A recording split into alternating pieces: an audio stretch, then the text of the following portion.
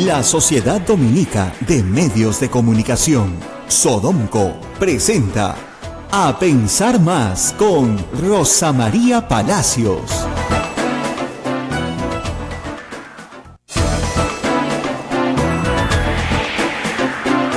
¿Cómo están? Bienvenidos. Esta es una nueva emisión de A Pensar Más con Rosa María Palacios en las emisoras de la Sociedad Dominica de Medios de Comunicación Sodomco, integrada por Radio Santo Domingo en Chimbote, Radio San Martín Arequipa, Radio Veritas RTV Cusco, Radio Cepagua Ucayali, también con nuestros amigos de Radio Quillabamba en La Convención y Radio Madre de Dios en Puerto Maldonado. Radio Santa Rosa es nuestra anfitriona en Lima, ciudad capital, y desde ahí estamos transmitiendo en estos momentos este programa. Recuerden que también estamos en vivo por medio de Radio Santa Rosa en la página, en fanpage de la radio, en Facebook Live, esta señal que nos permite integrarnos con el mundo entero, no solamente con el audio. ¡Qué miedo! También con el video. Hay que tomar postura. Buenos días a todos. He tenido dificultades para entrar. A veces esto es un convento demasiado cerrado, ¿no? En modo clausura. En modo clausura estábamos hoy día. Tocaba todas las puertas y nadie me abría. Y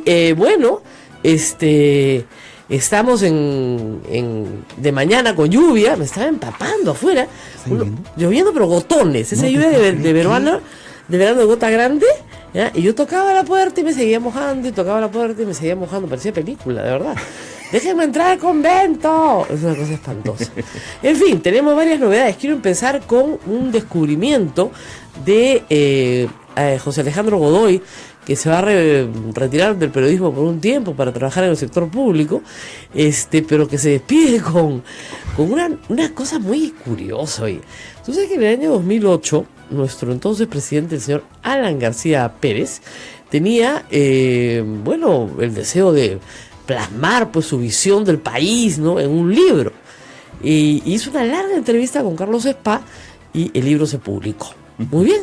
Este hermoso libro fue auspiciado por... No. Sí. No te puedo creer. Eso es increíble. Fue auspiciado por Odebrecht. Entre otras concesionarias, ¿no? Fue auspiciado por Odebrecht. Y las fotos incluso fueron prestadas por Odebrecht también, algunas de ellas. ¿No te parece increíble? No los conozco, no sé quiénes son, hay unas ratitas ahí. Pero el Cristo, el libro, ¿no? Perdóname, el Teatro Nacional, ya, demasiadas donaciones, ¿no? Para que no los conozca, para que no conozca a nadie, ¿no? Y nos tengan hablando tonterías en vez de estar hablando de, como dicen, el pez más gordo de todos. Tremendo libro y rojo, bien bonito con su pensamiento, el perro lolterano, China, toda la. Pero ves atrás, auspiciadores, Odebrecht. Y lo que es curioso es que nadie se ha acordado de estas cosas, pero José Alejandro Godoy, que es un busquillas con los libros. Qué bravo, ¿ah? No, qué trompe, ¿no? Sí, se comenzó a ver, ¿quién auspició esto? ¡Anda! Lo cual confirma una hipótesis que tiene que ser válida para todos. Es decir, si Odebrecht era una persona jurídica respetable en el 2008, ¿por qué no le podía dar plata a la campaña de Humala en el 2010? ¿Te das cuenta? Claro. O sea, porque era para que haya lavado de activos, y eso hay que explicarlo 100 veces, tú tienes que recibir dinero de un mafioso a tiempo completo, que tú sabes que es mafioso a tiempo completo, y que además le vas a lavar el dinero para que luego él se beneficie de la lavada. El mafioso no te da la plata para que te la quedes tú. El lavado no es el regalo de un dinero. El lavado implica que hay una devolución del dinero transformado dentro del sistema financiero. Y a mí me hace una gracia, porque ya no saben qué delito buscarle a los Humala, ¿ya? Entonces dicen, ya no, defraudación tributaria. ¿Saben qué, chicos? Tengo una mala noticia fea, ¿no? Si el delito se perpetró en el 2010, supongamos que fue un delito de 2010, porque no declararon y lo usaron en su favor, estamos en 2017, hasta que los procesen, 2018. Prescribió, pues, 8 años prescribe. O sea, tributariamente a ti no te pueden revisar de 4 años para atrás. Claro. Máximo la extensión es de 6 años para atrás. Entonces, no hay forma tampoco. Ya pasaron 7 años. Eso es en el caso de tributario. Bueno, que no hay, olvídense, ¿no? Ya no saben por dónde jalar la pita. Y a mí me gustaría también que mucha gente vaya presa, ¿no? Pero si vamos a jalar la pita para unos, jalemos la pita para todos, ¿no? Y con celeridad, ¿no? Claro, entonces, por ejemplo, yo volvería a hacer una auditoría con un perito no aprista, por ejemplo, de los bienes de Alan García, por ejemplo, ¿no? Y de sus esposas, parejas, hijos, etcétera, para considerar si ahí hay una apropiación indebida de dineros del Estado, transformada en un delito que se llama enriquecimiento ilícito, ¿no es cierto? Y que no lo tenga que revisar el fiscal de la nación, porque ya no tiene privilegios, sino cualquier fiscal. A ver, entonces ahí veremos si los signos exteriores de riqueza de Alan García son indicio o no. También me gustaría que los paraísos fiscales que tienen cuentas que todavía no se han identificado, entonces se diga exactamente, ¿no es cierto?, cuál es la titularidad de estas cuentas que hay en paraísos fiscales, que hasta ahora no sabemos de quiénes son. Igual, tanto para Alan ¿no? García como para Ollanta Humala, y bueno, Alejandro Toledo, que ya per se está hundido. Claro. Bueno, acá les mando en Twitter, desde el tercer piso, libros con historia, segunda parte. Otro texto de Alan que estará en el candelero. Qué gracioso, ¿no es cierto? Odebrecht auspiciando, bien, otras también, pero ahí bien bonito. Perú Visión, su visión del Perú. Una cosa macanudo. En fin, es hoy el Día Mundial de las Enfermedades Raras. No quiero que se me pase esto porque creo que a veces estos días son buenos para levantar conciencia de ciertas cosas que están frente a nosotros y que no vemos. Hay un sector de peruanos pequeño que tiene enfermedades muy raras. Algunas se les conoce como enfermedades huérfanas, porque son tan extrañas que ni siquiera hay mucha investigación científica sobre ellas, ni tampoco se ha desarrollado curas o tratamientos para este tipo de enfermedades que suelen ser crónicas. Así que un saludo, digamos, solidario a todas las familias, sobre todo, que tienen que cuidar a pacientes con enfermedades raras y que son pacientes cuyo costo de cuidado es muy alto y por los cuales el Estado casi no hace nada. Entonces aquí las familias son las que se cargan al hombro, ¿no es cierto?, el costo de estas enfermedades que además muchas veces, incluso dentro de los seguros privados, no están cubiertas. Entonces es complicado. Ahora, nuestro país tampoco está preparado para la investigación de este tipo de enfermedades. No, pero sí puede colaborar muchísimo con la investigación de estas enfermedades. ¿Cómo? Porque tiene a las personas que las tienen. ¿Te das cuenta? Habiendo tan pocas personas en el mundo con determinada enfermedad, justamente las personas que tienen enfermedades raras son ellas sujetos de investigación. Entonces, al tener los sujetos de investigación en el Perú, tú puedes perfectamente trabajar con el MINSA y con programas de desarrollo en el mundo. El problema es que no se investiga ni siquiera en el resto del mundo. Sí, porque son muy raras, pues. Claro. Entonces tienes una enfermedad que afecta a 10 personas en el mundo, o a 15 personas en el mundo, ¿no es cierto? Ya, supongamos a 50 personas en el mundo. Es bien difícil, ¿no es cierto?, que un laboratorio invierta miles de millones de dólares en encontrar una cura para esas 50 personas. Es una tragedia, pero es así. Entonces, y nadie está libre de eso, lamentablemente. Nadie está libre. Las enfermedades raras son genéticas, se manifiestan como efectivamente una rareza de la naturaleza y finalmente, como son raras, se quedan solas, ¿no es cierto? Y a veces tenemos familias muy muy pobres, reitero, que no tienen ni siquiera acceso a salud, que tienen que correr con todos los gastos del cuidado de una persona con una enfermedad rara. Vamos a dar otra noticia importante también. Ayer me han dicho bruja, adivina, de todo, pero no soy no bruja ni adivina, ¿ya? Sino que explico lo que el sentido común indica.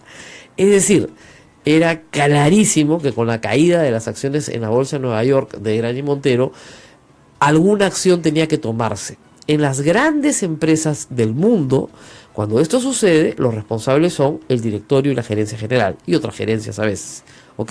Entonces, el primer acto que se tiene que hacer es sacar a esas personas, o esas personas renunciar como se ha hecho, para dar una sensación de confianza a los inversionistas institucionales, que son bastantes en Estados Unidos y tienen un porcentaje bastante importante de la empresa, y señalar que no tienen ninguna no van a empañar, digamos, la conducción futura de la empresa por actos de corrupción que ellos niegan, pero que se les imputan. Entonces ayer renunció José Graña, Hernando Graña y Mario Alvarado a la gerencia general. Obviamente eso es una empresa familiar, pero lo que se suele hacer en la asamblea de accionistas, que creo que es hoy o en estos días, es nombrar a directores independientes, ¿no es cierto? E incluso inversionistas importantes como las AFPs nombran a su propio director para poder tener un manejo completamente independiente de la familia de la empresa, ¿no? Y de esa forma tratar de salvar el valor de la acción. esperemos que hoy suba, porque si bien no afecta significativamente a los fondos de los AFPs, también es cierto que hay una afectación al patrimonio de los pensionistas, y eso no puede tampoco pasar así nomás, ¿no? Como dicen, como colado. 26.51% de pérdida de gas. Claro, pero tú puedes tener un repunte en 2 años de la misma cantidad de dinero. Y es precisamente esa la acción que se tomó en el directorio. Más bien, este es el momento de comprar acciones que están en el suelo. Pues, ¿no? Si tuvieras plata, ¿qué acciones compras? Esa. Porque es una empresa sólida, finalmente. Lo que tiene en este momento es un problema de reputación muy grave. Entonces, eso es lo que se está afectando. Eso es noticia hoy día. ¿Qué más es noticia? Bueno, ayer en la comisión Lavallato se presentó el doctor Juan Monroy, que es procesalista en realidad, y según él no, o sea, cuando se aprueba la concesión de la interoceánica, acá está Fernando Olivera, ha recordado toda la historia, había un problema, había un obstáculo para que tanto Odebrecht como Graña y Montero fueran postores, y el obstáculo es que tenían un pleito con el Estado, y si tú tienes pleito con el Estado, no puedes ser postor.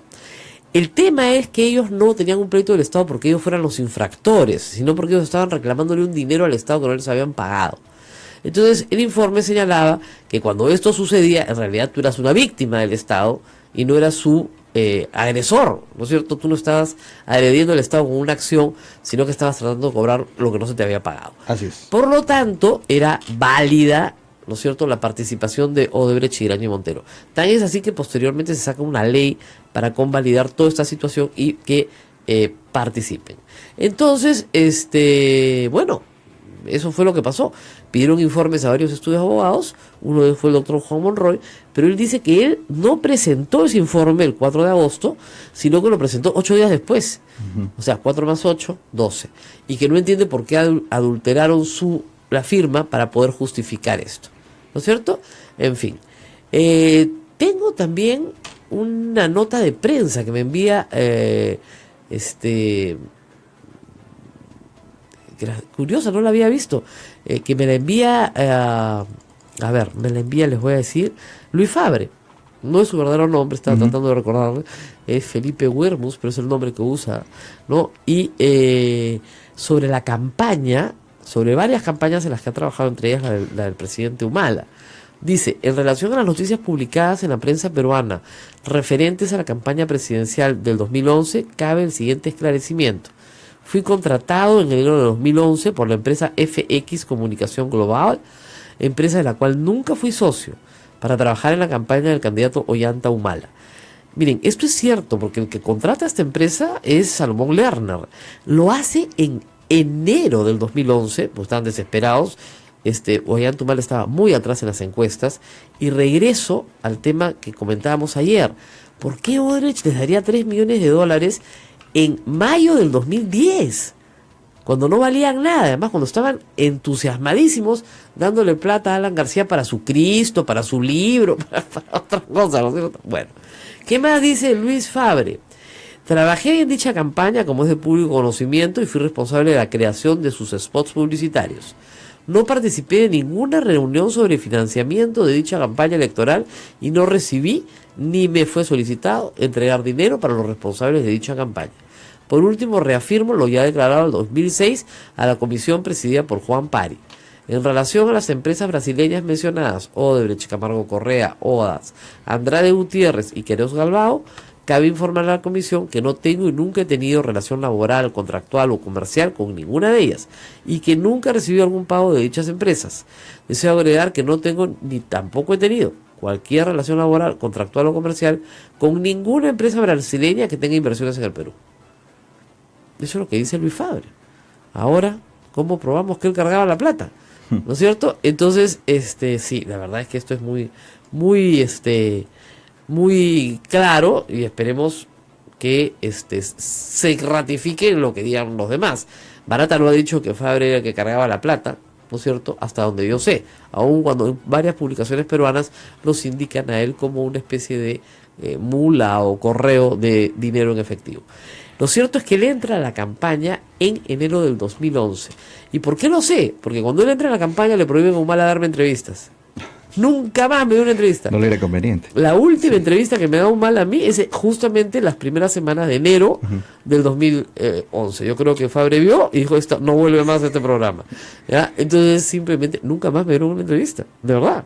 A partir de que Fabre aparece. ¿Ya? ¿Por qué sería? Porque quería ganar las elecciones, supongo, ¿no? Pero en fin, entonces sí recuerdo claramente los hechos, ¿no? No son hechos a los que no pueda recordar. Así que nada, vamos a hacer una pausa, hay mucho más por contar.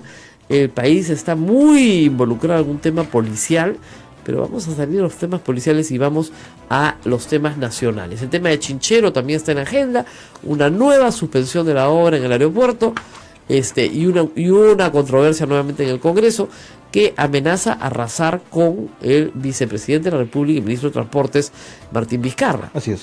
Es la próxima víctima. Se oyen las voces de censura. No, y además es interesante porque se unen, la moción la presenta Acción Popular, no la presenta el Fujimorismo. Claro. Obviamente la izquierda va a buscar censurarlo, porque si no lo busca censurar, la izquierda queda mal. No tendría razón de ser. Exactamente, ¿para qué está? Y con los votos del Fujimorismo simplemente el hombre está quemado. ¿Ya? Y era la carta de sacar adelante infraestructura muy importante para el Perú. Como lo hizo bien en Moquegua, el presidente confiaba muchísimo en que Vizcarra pudiera sacar adelante todos los proyectos de infraestructura que hay que sacar, que no son pocos, y simplemente lo van a quemar, como han quemado al ministro de Educación. La maldición de Saavedra, ¿no? 27% tiene popularidad el presidente, se le dijo, se le advirtió. Y nuevamente viene aquí algo que conversé anoche, pueden verlo, voy a tratar de colgarlo en una conversación muy interesante con Steven Levitsky y los estudiantes peruanos en Harvard.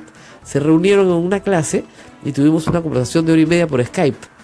Bien interesante la experiencia. Y ellos, bueno, obviamente desde la distancia, desde Boston, están muy preocupados por lo que pasa en el Perú. Y varios de estos temas de los que hablamos aquí en la mesa todos los días fueron conversados anoche. Claro. Así que les voy a pasar el link.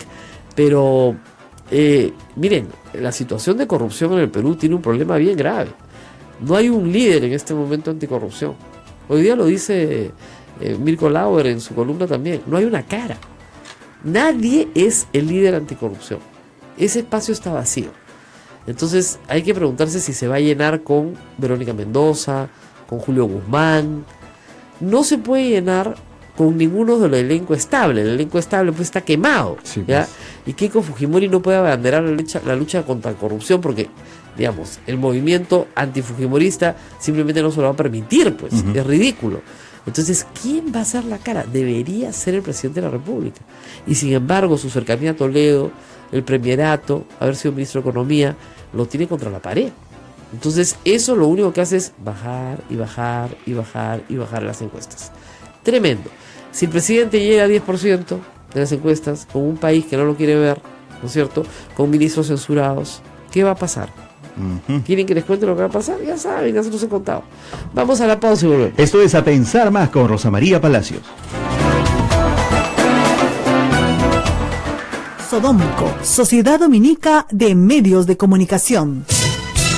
Para el Perú y el mundo, Santa Rosa Radio. Se acaban las vacaciones y no hemos salido de Lima. ¡Atención! Vuelven los paseos con los amigos de la radio. ¡Yeah! ¡Nos vamos a Sayán! Este próximo sábado 18 de marzo, donde conoceremos el Museo Municipal Generalísimo Don José de San Martín. Visitaremos la Gruta Virgen de Fátima y su cálida Plaza de Armas. Además, degustaremos de su exquisita gastronomía, su variedad de dulces, entre otras delicias. Y participaremos de la Eucaristía en la Parroquia San Jerónimo, patrón del pueblo. Recorreremos el malecón de la ciudad y su mirador. No te quedes en casa. Informes y reservaciones al 427-6793. Radio Santa Rosa. Buenas nuevas en tu vida. Por la señal de la cruz llegó el perdón a la tierra. Es tiempo de cambiar. un gesto de reconciliación para encontrar a Dios. Participa de la misa de miércoles de ceniza Este miércoles 1 de marzo a las 7 de la noche. en la Basílica del Santísimo Rosario, Convento Santo Domingo de Lima. Santuario de los Santos Peruanos. Una transmisión especial por Radio Santa Rosa. Buenas nuevas en tu vida. Pedro te negó 3 veces, 1000 veces yo te negué. Somos la primera emisora católica del Perú. La primera en llevarte la mejor información, veraz y precisa, desde el mismo lugar de los hechos. Radio Santa Rosa, buenas nuevas en tu vida. Sodomco, Sociedad Dominica de Medios de Comunicación.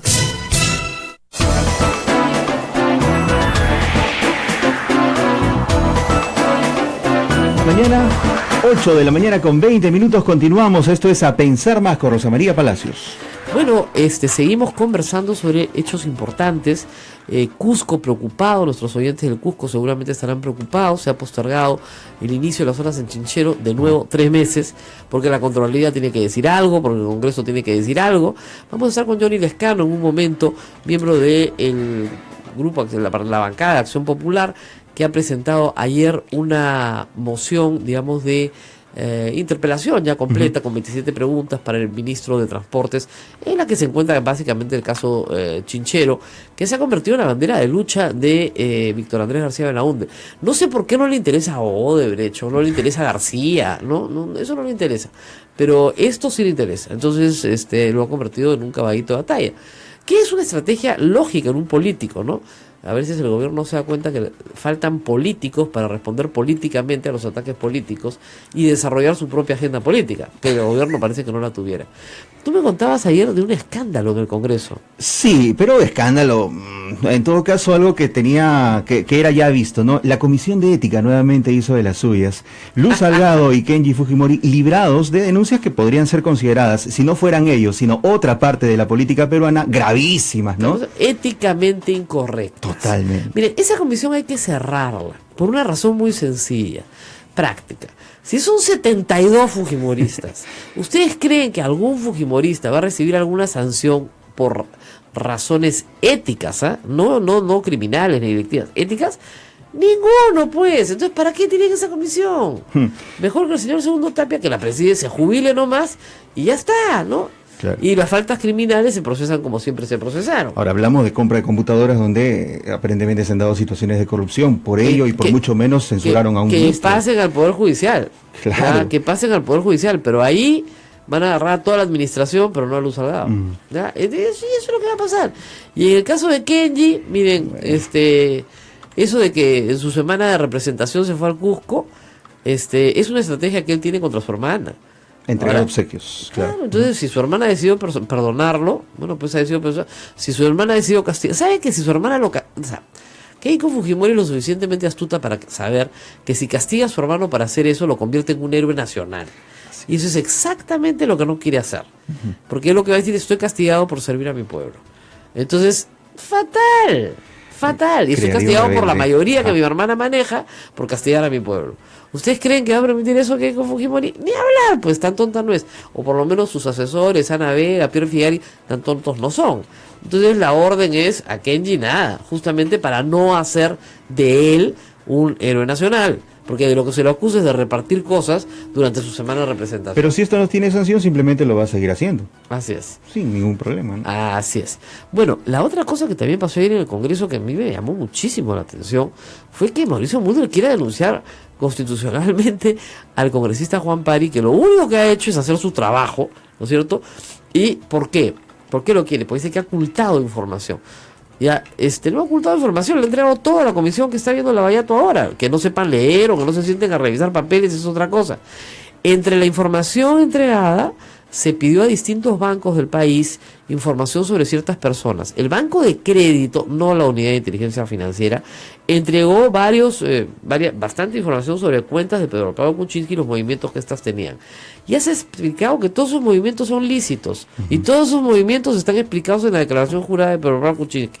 O sea, no hay nada ilícito ahí. Claro. Y le quiere hacer una acusación constitucional por un documento que no tiene nada ilícito, pero que no declaró.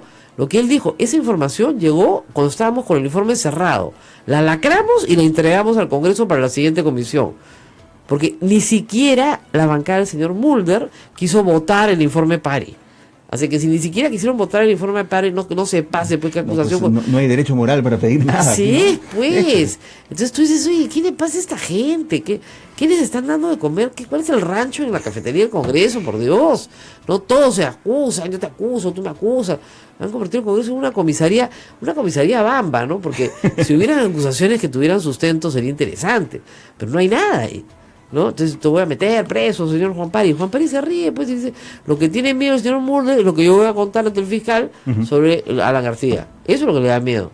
Que se tranquilice nomás. ¿Por qué? Porque efectivamente la comisión de Juan Pari y luego IDL Reporteros, ¿no es cierto?, recogen una información importantísima de tráfico de dinero en efectivo el 2007 en el Perú. Tráfico que se realiza a través de testaferros que están perfectamente identificados. Y tráfico que se realiza hacia cuentas en el exterior, en paraísos fiscales, que hasta ahora no pueden ser descubiertas la identidad verdadera del propietario de esas cuentas. Lo cual ayudaría a llegar al final, ¿no es cierto? Claro. O sea, discúlpeme, en el año 2007, ¿quién gobernaba el Perú? Alan García. ¿No? Si había tráfico de coimas, ¿para quiénes eran? Para los que estaban en el poder, ¿no es cierto? Los funcionarios que tenían poder de decisión. Ya, de eso no quiere hablar Mauricio Mulder, ¿no? Cada uno quiere hablar de lo que le provoca y quiere meter a Juan Pari preso por no presentar una información que sí presentó y que está en un sobre lacrado entregado a la comisión siguiente. Y que es el sobre que utilizan un aprista conocido aparentemente en Nueva York para hacer un informe que dice FBI investiga. FBI no investiga, él se presentó en la puerta del FBI y dejó un papel, ¿no? Lo pueden haber recibido, lo pueden haber tirado a la basura. Claro. ¿Ya? Entonces, y es el mismo papel que está en el sobre de la Comisión Pari, que es la plata de Kuczynski, su plata personal, sus ganancias de su trabajo registrada, ¿no? Entonces, ¿cuál es el problema? ¿No es cierto? Es increíble. Me están diciendo que han borrado del dial de AM. O sea, ¿por qué me han borrado el dial de AM? Aquí en Lima, porque el problema solo es en Lima, hay un inconveniente técnico, digamos, de consideración con la planta de amplitud modulada. Es decir, no está funcionando el transmisor o la antena por un tema eléctrico. Es por ello que no estamos saliendo en Lima en la banda de amplitud modulada. Nuestros oyentes nos están escuchando por medio del streaming, que es la transmisión en vivo por internet y por el Facebook Live, y también a través de lo que se graba en Sodonco. O sea, que del resto del Perú sí nos escuchan sin ningún problema. Sin ningún problema. En las bandas AM y FM. Y en las FM que tenemos de los demás, de las redes, de las demás radios afiliadas a Sodonco. Así es. Pero por AM también nos escuchan en todo el Perú, pero no en Lima. ¿Cuándo vamos a arreglar el problema? Ese es el tema. Están justo los ingenieros viendo eso, la solución aquí en Radio Santa Rosa en Lima. Estamos en la FM 105.1, eso sí, en Lima Sur.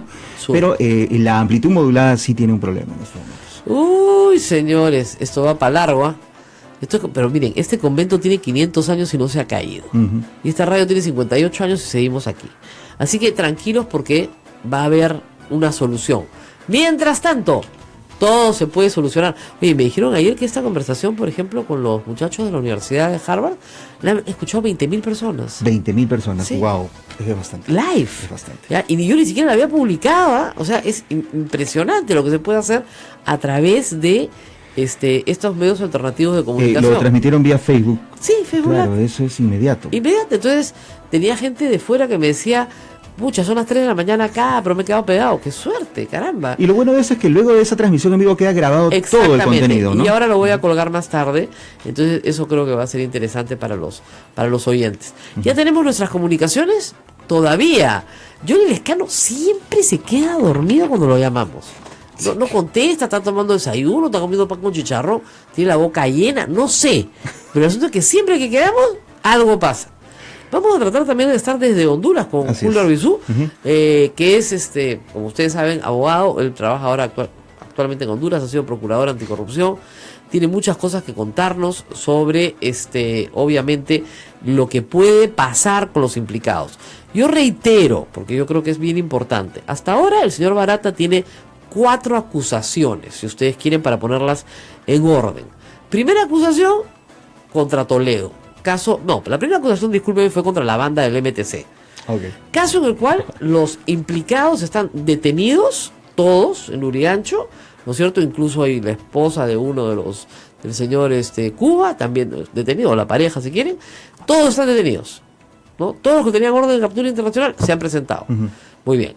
Estas personas tienen cuentas a su nombre en Andorra. Barata dice que se les entregó el dinero existe, el dinero está, en algunos casos ni siquiera se ha movido de estas cuentas en Andorra. Según la declaración del Departamento de Justicia de los Estados Unidos, esa obra, el Metro de Lima, tuvo una coima de por lo menos $9 millones. Solo se han encontrado 2,5, faltan 6,5. Esa es la situación. Segundo acusado, Toledo, $20 millones. Le han encontrado ya $9 millones que se pueden trazar a través de Maiman, ¿ok? Pero además tiene las compras en el Perú, que no puede justificar. Entonces es un caso más o menos redondo y claro. Hay cuentas, hay plata, hay depósitos, hay testaferros, hay todo, ¿no? Redondo. Los dos primeros casos redondos, Toledo con orden de captura internacional, que todavía no puede tramitar el juez hasta ahora. Eso es increíble, el juez federal no puede tramitarlo porque la burocracia peruana no logra hacer que se tramite. Se les escapan las tortugas, la verdad. Y la acusación 3 es contra los Humala. Yo le di $3 millones a los Humala en mayo del 2010, lo cual es extraño. Se puede probar la presencia de Barata en el Perú, porque además vivía en el Perú, etcétera, todo eso, incluso reuniones, pero $3 millones en efectivo, ¿no es cierto?, en maletines, porque estaban urgidos por la campaña. La campaña no empieza hasta enero del 2011, en realidad. ¿Por qué les entrega $3 millones antes? Dicen, no, es que era para sus gastos personales, para dárselos a otras personas. Ya, eso lo tiene que probar un fiscal. A ver, prueba, pues. Ese es el problema. Yo no conozco un caso en que se haya probado lavado de activos de esa manera, ni defraudación tributaria. En ninguno de los dos casos.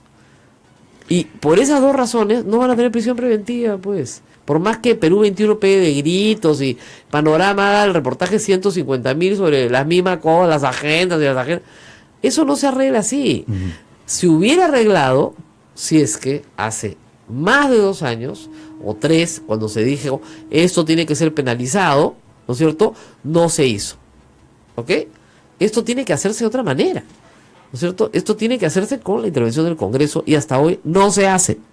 Y el caso número 4 es el caso de Agrañi Montero, donde se dice sí, ellos sabían, ¿no es cierto? Sabían. Pero saber es muy distinto a decir en la cuenta tal pusieron tanta plata, sabían y compartieron los gastos, pero no han dado tampoco ninguna información. Complicado, ¿ah? En el caso 3, Humala, y en el caso 4, Agrañi Montero, Barata no da detalles. Sin embargo, en el 1 y el 2 están llenos de detalles. Entonces, o están dándonos la información a cuentagotas, que eso es lo que yo supongo, o están esperando que los implicados mientan ante el fiscal para además acusarlos de algún tipo de falsedad. Claro. Supongo. Es un truco viejo. Vamos a una pausa y volvemos. Eso es A Pensar Más con Rosa María Palacios. Sodomco, Sociedad Dominica de Medios de Comunicación. Para el Perú y el mundo, Santa Rosa Radio. Se acaban las vacaciones y no hemos salido de Lima. ¡Atención! Vuelven los paseos con los amigos de la radio. ¡Yeah! ¡Nos vamos a Sayán! Este próximo sábado 18 de marzo, donde conoceremos el Museo Municipal Generalísimo Don José de San Martín. Visitaremos la Gruta Virgen de Fátima y su cálida Plaza de Armas. Además, degustaremos de su exquisita gastronomía, su variedad de dulces, entre otras delicias. Y participaremos de la Eucaristía en la Parroquia San Jerónimo, patrón del pueblo. Recorreremos el malecón de la ciudad y su mirador. No te quedes en casa. Informes y reservaciones al 427-6793. Radio Santa Rosa. Buenas nuevas en tu vida. Anuncie en Radio Santa Rosa sus avisos comunitarios como aniversarios, misas, encuentros, retiros, jornadas, congresos, seminarios, foros y todo lo que su institución haya planificado. Estamos en Girón Camaná 170 Lima, teléfono 427-7488. Radio Santa Rosa, buenas nuevas en tu vida. Forjando peruanidad en defensa y difusión de la cultura nacional auténticamente peruanista. Se transmite en diferentes plataformas de comunicación. Forjando peruanidad con la dirección y conducción del doctor Luis Lara Márquez. Difunde noticias, comentarios, temas de actualidad y la mejor música peruana de todas las épocas. Forjando peruanidad. Escúchelo todos los sábados de 7 a 9 de la mañana por Radio Santa Rosa desde Lima, Perú. San Juan Macías, santo de los pobres. Todos a Santo Domingo a honrar a San Juan Macías, Padre de los pobres, patrón de los emigrantes y ladrón de las almas del purgatorio. Te invitamos a la solemne Eucaristía en su honor, conmemorando los 432 años de su natalicio. Este jueves 2 de marzo a las 7 de la noche en la Basílica del Santísimo Rosario, Convento Santo Domingo de Lima, Santuario de los Santos Peruanos. Una transmisión especial por Radio Santa Rosa. Buenas nuevas en tu vida. Hágase en mí la voluntad de Dios. Oraba San Juan Macías. Radio Santa Rosa, buenas nuevas en tu vida. Sodomco, Sociedad Dominica de Medios de Comunicación.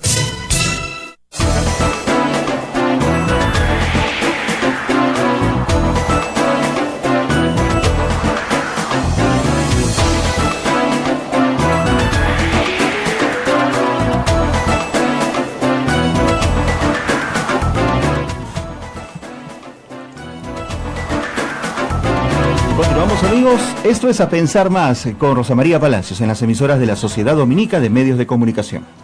Bueno, y tenemos en la línea telefónica a Julio Arbizú, ex procurador anticorrupción.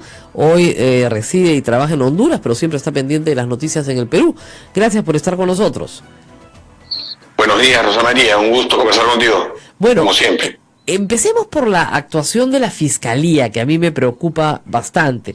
Un convenio secreto con Odebrecht no se ha hecho público en la primera semana de enero de este año.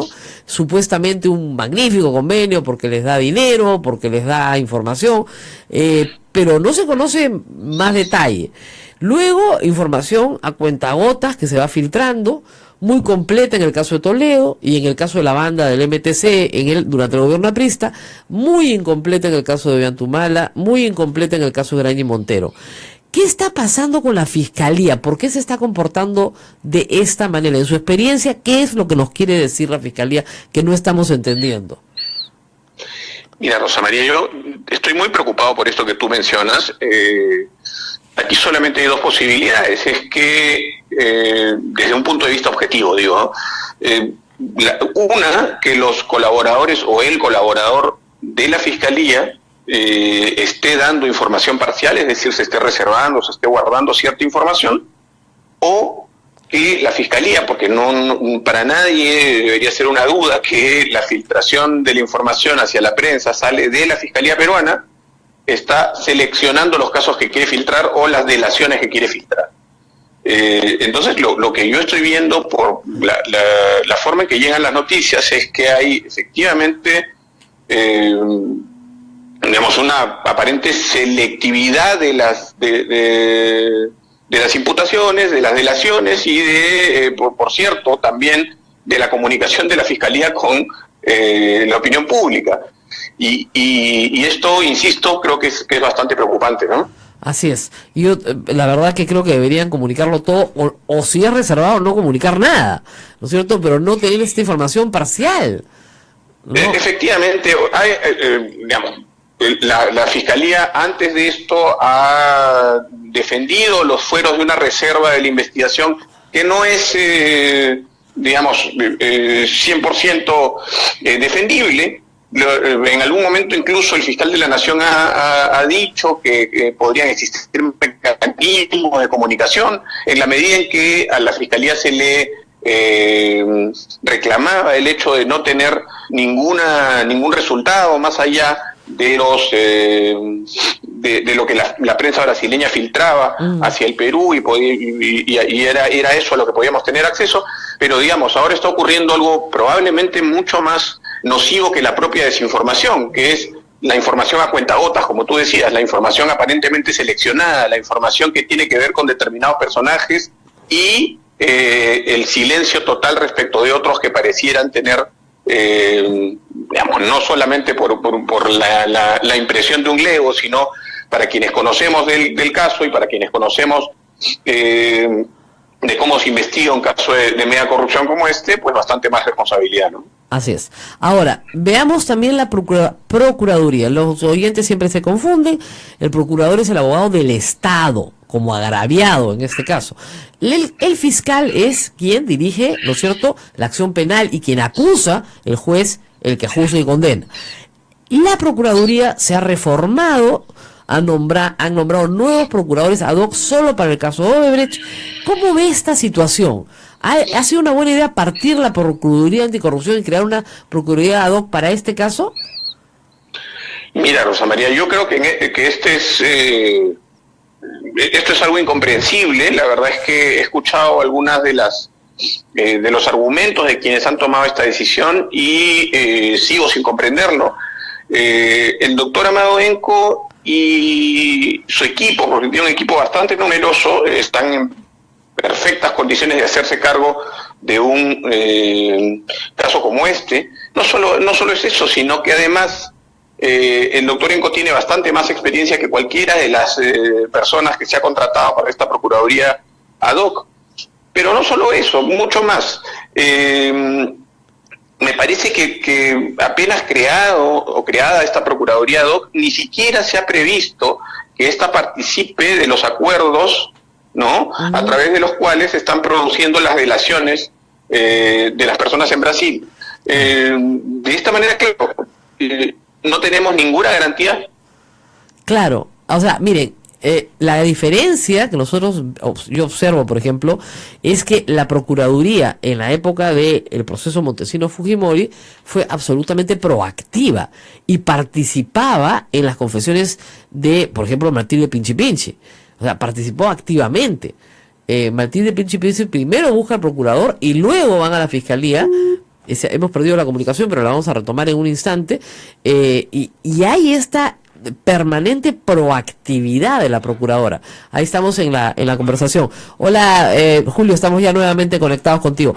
Decía yo que en el caso de Fujimori y Montesinos, por ejemplo, la Procuraduría participó en las confesiones que se hicieron, ¿no es cierto?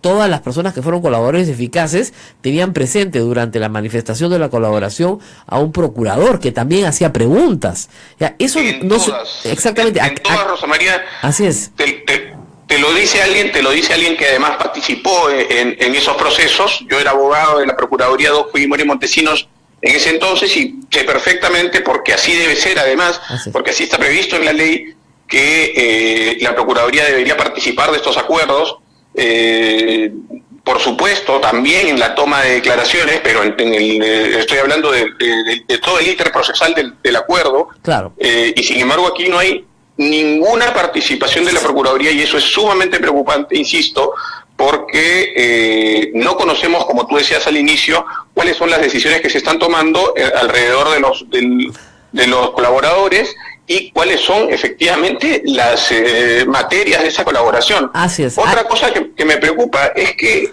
los colaboradores aquí parece que se conocen o los conocen todos, ¿no? Claro.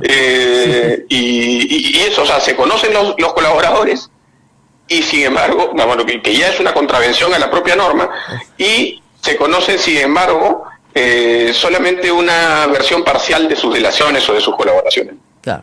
Ahora, hay una cosa interesante, ¿no es cierto? Los fiscales peruanos están yendo a Brasil a escuchar durante horas a Barata, a interrogarlo, no acompañados de la Procuraduría, que es la abogada del Estado y que debería estar presente para velar por los intereses del Estado. Entonces ahí yo creo que hay una primera transgresión de la Fiscalía a la norma y una falta de proactividad de la Procuraduría Anticorrupción. Y claro, el procurador Amado Enco ahora dice, bueno, si han creado esta otra Procuraduría, que las doctoras se ocupen. Entonces no está asistiendo una parte importante del proceso a estas. Y dos, como tú dices, no conocemos el acuerdo de la empresa persona jurídica Odebrecht, que hay un acuerdo con la Fiscalía, y tampoco conocemos el acuerdo de Barata con la Fiscalía, porque tiene que haber un acuerdo de Barata con la Fiscalía, y además ese acuerdo tiene que ser llevado a un juez, para que ese juez lo califique, le dé un número, un código secreto. Sí, ¿no? es verdad, Rosa María. Otra cosa, y eso hay que aclararlo, es que el señor Barata no es en este momento un colaborador eficaz. Tampoco es un delator en el sentido formal del término, es decir, es un aspirante a la colaboración eficaz. Y estas versiones que puede estar entregando tienen que ser necesariamente corroboradas o sometidas a un cruce con otro tipo de informaciones. Bien sabes que no basta, ni siquiera en el marco de un proceso de colaboración eficaz, la delación o la incriminación de un sujeto si no ha sido debidamente corroborada y, como tú decías, además aprobada esa colaboración por un juez. Claro, nada de eso ha sucedido y sin embargo tenemos ya 4 acusaciones graves, 2 con detalle y con órdenes de captura, y 2 que quedan un poco en el aire, porque es, sí, sabían, sí, les di, pero no hay corroboración de nada, ni de nadie. O sea, Barata tendría que presentar otros testigos de los hechos, tendría que presentar cuentas, depósitos, en fin, reparto de coimas con Granny Montero, nada de eso está. Entonces, es una situación bien extraña, incluso para la investigación penal. Yo insisto, yo creo que en la medida en que menos conocemos de este acuerdo, o preacuerdo, digamos, de esta pretensión del señor Barata a tener un acuerdo con las autoridades peruanas, más suspicacias pues podemos tener, ¿no es cierto? No sabemos si Barata, además de esa declaración, ha entregado algún tipo de medio probatorio que la Fiscalía haya podido cruzar para aseverar la verdad de su dicho. No hay que olvidarse que la colaboración eficaz requiere de 2 mecanismos de control. Uno es el control de oportunidad y el otro es el control de veracidad. Es decir, la información tiene que ser veraz, pero tiene que servirle a la Fiscalía. No puede ser una información que ya se conocía, ¿no? Claro. Y que sin embargo no ha sido corroborada. Claro. Es una doble verificación que se debe hacer antes de perfeccionarse el acuerdo, ¿no? Exactamente. Bueno, entonces estamos todos preocupados y seguimos todos preocupados. Espero que la Fiscalía escuche nuestra preocupación y que la Procuraduría también escuche nuestra preocupación, porque si la Procuraduría no participa activamente, no va a recuperar lo que tiene que recuperar, porque hay 2 clases de recuperaciones. Una es la incautación de la coima, es decir, a Alejandro Toledo hay que incautarle toda la coima recibida, a la banda del MTC toda la coima recibida, y la otra es la formulación sustentada de una reparación civil para el Estado por los daños y perjuicios causados. Y hasta ahora ninguna de las 2 cosas se ha visto. Yo no veo una actividad procesal, digamos, en búsqueda de la incautación del dinero en las cuentas encontradas a Maiman, ¿no es cierto?, o a las cuentas encontradas a Cuba. Esa actividad procesal no está.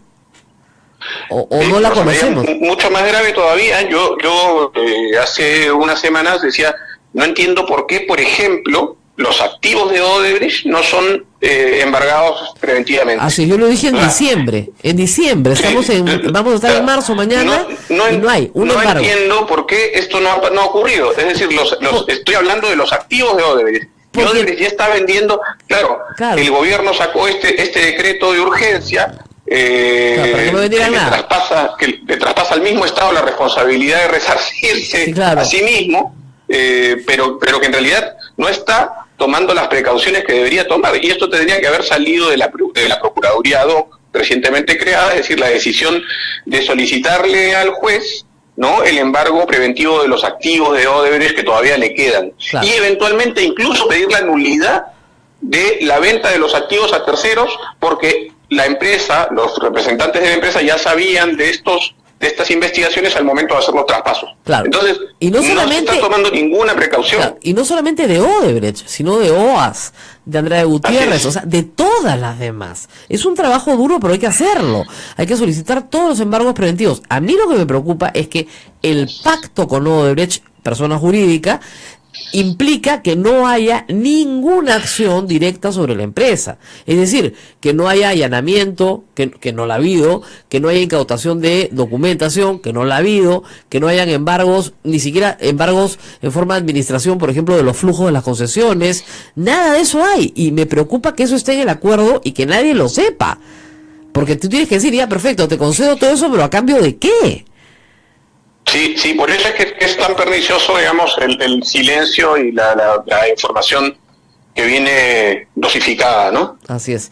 Bueno, muy bien, muchísimas gracias al doctor Julio Arbizu desde Honduras, donde trabaja ahora, y gracias por estar comunicados con nosotros, preocupados por estos casos. Vamos a ir a una pausa, hay mucho más en A Pensar Más, no se muevan.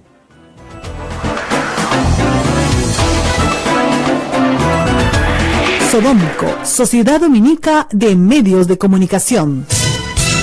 Para el Perú y el mundo, Santa Rosa Radio. Se acaban las vacaciones y no hemos salido de Lima. ¡Atención! Vuelven los paseos con los amigos de la radio. ¡Yeah! ¡Nos vamos a Sayán! Este próximo sábado 18 de marzo, donde conoceremos el Museo Municipal Generalísimo Don José de San Martín. Visitaremos la Gruta Virgen de Fátima y su cálida Plaza de Armas. Además, degustaremos de su exquisita gastronomía, su variedad de dulces, entre otras delicias. Y participaremos de la Eucaristía en la Parroquia San Jerónimo, patrón del pueblo. Recorreremos el malecón de la ciudad y su mirador. No te quedes en casa. Informes y reservaciones al 427-6793.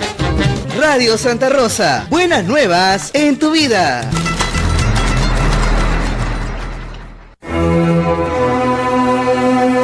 Amables oyentes, apoyemos a Radio Santa Rosa en su sostenimiento y mantenimiento de sus equipos de transmisión, ya que es nuestro deseo seguir ofreciéndoles nuestra variada y amena programación. Principalmente el rezo del Santo Rosario, entre otros programas religiosos. Sus donaciones a la cuenta del Banco de Crédito, Sociedad Dominica de Medios de Comunicación, Radio Santa Rosa. Cuenta soles, número 193 22 00 35 30 87. Cuenta dólares 193 219 565 1101. De ustedes depende que Radio Santa Rosa siga siempre cumpliendo su gran papel evangelizador. Dios bendiga su buen corazón. Sodomco, Sociedad Dominica de Medios de Comunicación. Somos la primera emisora católica del Perú. La primera en llevarte la mejor información, veraz y precisa, desde el mismo lugar de los hechos. Radio Santa Rosa, buenas nuevas en tu vida.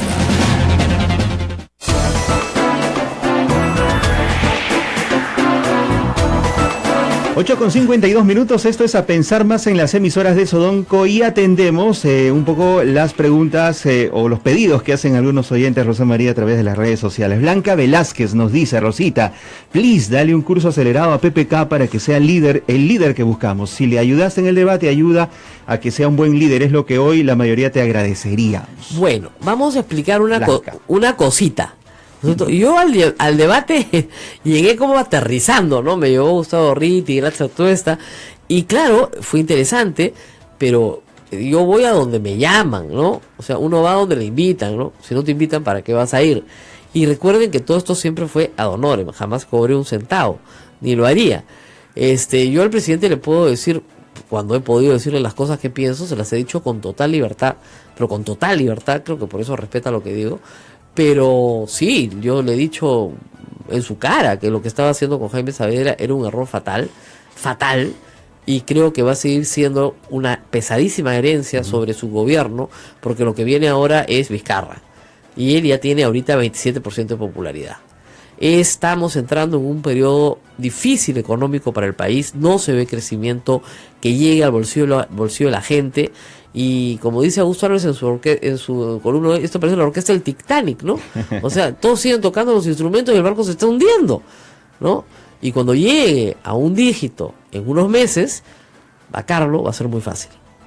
O sea, de verdad, Y lo que no están haciendo en el gobierno, habiendo gente brillante y bien intencionada y trabajadora, es mirarse a sí mismos y decir cómo hacemos para tomar el tema de corrupción en nuestras manos y convertirlo en una bandera de lucha real. Eso no se está haciendo. No se está haciendo. Y tiene que hacerse, ¿no es cierto? Desde el trabajo de la investigación policial. O sea, se tiene que hacer. Y no se está haciendo. Entonces, yo no veo al presidente, a pesar de algunas iniciativas muy interesantes, tomando en sus manos el proyecto presentado por la Comisión de Integridad, tomando en sus manos el proyecto presentado por Transparencia para modificar toda la legislación electoral, o presentando iniciativas así fuertes sobre el tema de contratación pública, que es la madre del cordero de toda la coima. O sea, tienes que sentarte y decir, ya, vamos a hacer esto, pero tienes que decirlo con firmeza y tienes que tomar acción, estar, ¿no es cierto?, en los sitios donde, o sea, ese puente trucho que te hicieron y se cayó, ya, tienes que estar parado sobre el puente, pues, diciendo, esto no va a volver a pasar. Eso es lo que le falta, es una estrategia de comunicación directa con la población que está viendo que hay obras mal hechas, que se hicieron caras. El presidente está parado sobre la interoceánica y decir, esto no va a volver a pasar. Ir al lugar de los hechos, hablar con la gente que ve las obras, discutir sobre un nuevo sistema de contratación pública que se le ha pedido a gritos, discutir sobre la participación de funcionarios en esos sistemas de contratación pública, de verdad, ¿no? Y no puede ser, digamos, lo que observa la gente con furia es la impunidad. O sea, Toledo se pasea por San Francisco porque el juez no ha tramitado todavía en Estados Unidos su detención, ¿no es cierto? Le ponen una recompensa de $100,000 por su ubicación, de $100,000 que cualquiera puede cobrar porque el señor se pasea por el Prado y todo el mundo le toma fotos, ¿ya? Entonces, para empezar, 2, Alan García impune completamente, dice que no tiene nada que ver con esa, no son sus ratas, que ya tienen sus propias ratas, etcétera. Y Ollantumala y Nadine Heredia perseguidos, nadie sabe por qué. Y el Perú sí tiene un presidente preso. Es uno de los pocos países de Latinoamérica que tiene un presidente preso hace 10 años. O sea, que puede exhibir eso como un triunfo de la justicia. Bueno, y si hay que meter a 3 presidentes presos, mejor. ¿Por qué? Porque así aprenderán a no robar, pues, ¿no? Y los que vengan sabrán que no se puede robar. Ese es el fin de una clase política, del elenco estable de la clase política peruana. ¿Por qué? Porque se comprueba su vinculación con la corrupción. Y yo digo, de los últimos 30 años, el Perú ha sido gobernado 10 por el fujimorismo y 10 por el aprismo.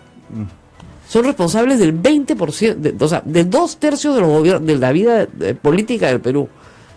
Y yo creo que estos casos deberían ser su fin y su sepultura. Y no, o sea, Keiko Fujimori tiene el partido más fuerte en el Congreso de la República, ¿no es cierto?, completamente reivindicada, pues no hay ningún problema, su papá está preso, ¿por qué importa? Y Alan García no tiene ninguna responsabilidad, a pesar de que hasta Odebrecht le publica hasta su libro, ¿no? Y los sonsos, o sea, los nuevos, los novatos, los que no saben hacerla, que son Toledo y Humala, ¿no? Esos sí están fritos. Esa es sobre la situación. Ahora, lo de Humala es hasta el momento completamente mediático. Nadine Heredia ya tiene 2 años de investigada por lavado de activos y hasta ahora no la acusan de nada. Una acusación, algo. Han dicho que le dieron $3 millones. Tampoco sirve para una acusación de lavado de activos. Por eso es que no los acusan, pues.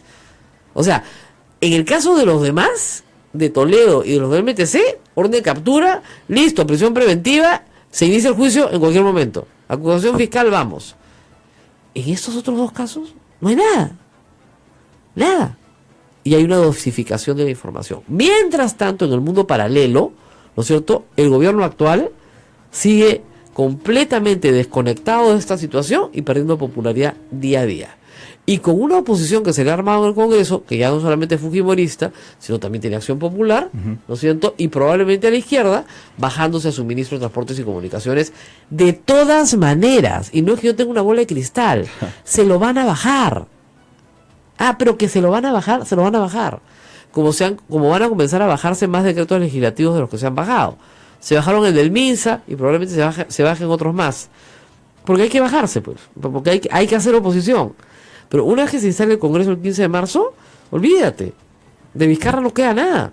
Lo van a tratar igualito que a Saavedra, ¿no? La interpelación, que vaya, así que conteste las preguntas, que regrese, que vamos a pensarlo, que de repente no, que de repente sí. Lo censura de todas maneras.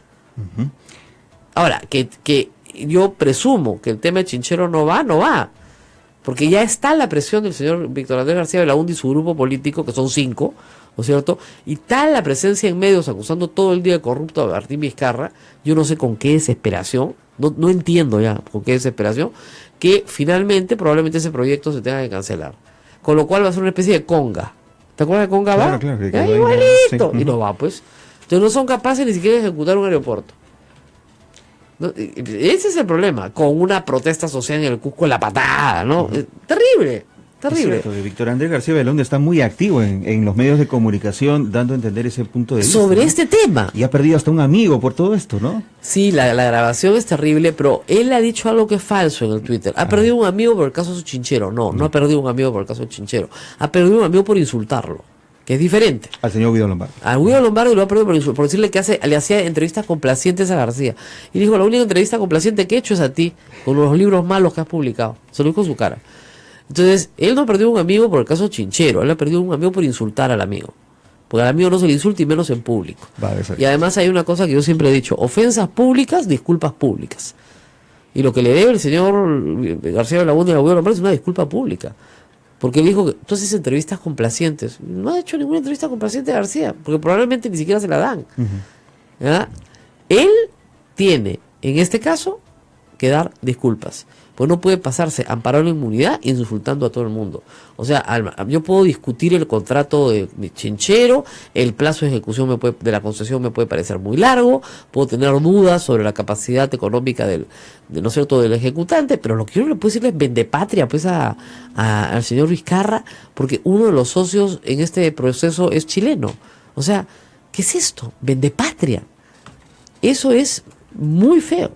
Bueno, nos acaban de avisar de un sismo en Ica de 4.7, chiquitito, no hay nada de qué preocuparse, pero de todas maneras hay que reportarlo siempre para estar siempre alertas, como nos gusta estar a nosotros. Como debe ser. Como debe ser.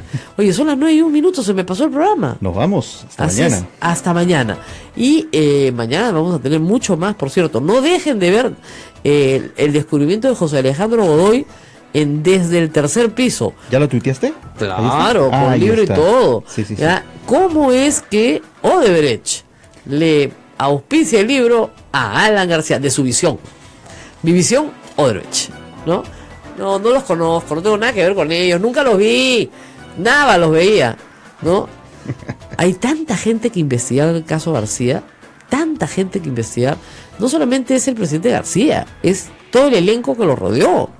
O sea, ¿por qué el presidente de la República pone un embajador político, amigo personal, en Brasil el último año de su gestión? Díganme ustedes, explíquenme. El señor Ricardo Ivellini, amigo personal, después de haber tenido en Brasil, obviamente, profesionales, diplomáticos de carrera, ¿no es cierto?, que manejan la relación con un país muy complicado y muy importante para el Perú. Nuestra frontera más extensa es con el Brasil, ¿no es cierto? Y de repente, ¿no es cierto?, tenemos que tener un embajador político amigo personal. Eso nadie lo investiga, nadie dice nada. ¿Por qué Barata va a hablar con el señor Nava? Iba a hablar con el presidente, las 16 veces hay un grupo con el presidente y otra con Nava. ¿Qué tendría que hablar con el señor Nava? Con el secretario general de Palacio. ¿El avance de las obras? ¿Acaso el señor Barata era pues ingeniero constructor? Era el relacionista público de Odebrecht. Y el que llevaba y traía. Y reconocido por él. O sea, pues ya reconocieron todos que son corruptos, o sea que no hay nada más que decir. ¿Por qué nada de esto se investiga? ¿Dónde está la fiscalía, no es cierto, citando a estas personas? No está, pues. No está. Ese es el problema, ¿no? Y Mauricio Müller amenaza al gran estilo aprista a denunciar constitucionalmente a Juan Pari. Ese es el estilo del APRA, empapelarte en el Poder Judicial, donde ellos controlan el Poder Judicial. Hasta que finalmente te absuelven de todo y salen libre de todo porque no hay nada, pues. Estilo aprista. Ojalá que con este caso realmente esa práctica realmente viciosa se acabe, ¿no? La amenaza de yo te denuncio, yo te denuncio, yo te denuncio. ¡Denuncia, pues! Como si alguien tuviera miedo al Poder Judicial, por Dios. Bueno, nos vamos y regresamos mañana, Ismael. Mañana, 1 de marzo. Sí. Cuídense mucho, hasta mañana. Hasta mañana.